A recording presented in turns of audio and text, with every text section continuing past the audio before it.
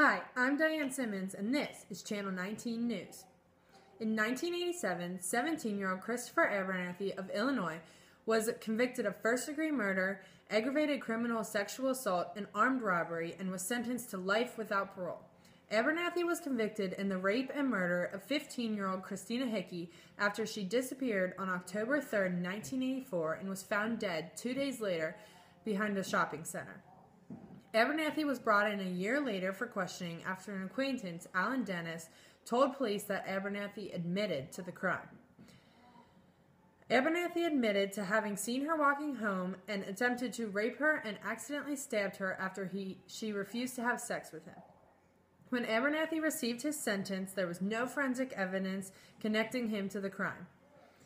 15 years after Abernathy had received his sentence, journalism students at Northwestern University began investigating the case, and Dennis renounced his trial testimony, saying that police had pressured him into making the statement.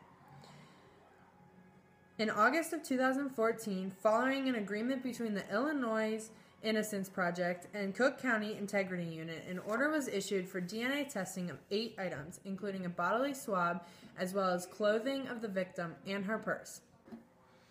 In order to find if Abernathy was a genetic match for the DNA that was found on Hickey, forensic scientists carried out a gel electrophoresis, a type of DNA fingerprinting.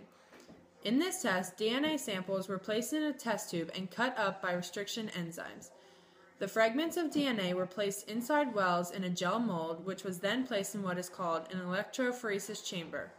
The chamber is electrically charged with one positive end and one negative end. When the chamber is connected to the power source, the negatively charged fragments of DNA moved through the gel to the positive end. The DNA leaves a pattern of bands in the gel, each fragment appearing as its own band. When the test is complete, the bands can be compared to each other. If the bands do not show an identical pattern, the DNA is from 2 different individuals. None of the swabs revealed Abernathy's DNA. The DNA found on the victim produced a band pattern that differed from Abernathy's, but every one revealed a partial DNA profile to another person. The prosecutor agreed that the testing excluded Abernathy as the perpetrator. On February 11th of 2015, the charges were dismissed and Abernathy was finally released after nearly 30 years of imprisonment. Now we'll go to Sean Burgundy, who is with Abernathy in Illinois. Thanks, Diane. I'm here with Christopher Abernathy, who, after nearly 30 years, is walking out of jail as a free man. How do you feel? It feels great. Thanks to modern science, I'm able to be proven innocent. With more and more exonerations, do you feel like more cases should be opened up? Absolutely. I'm not the only person to be wrongfully convicted of a crime. With technology available to us today, it should be a no-brainer to reopen more cases.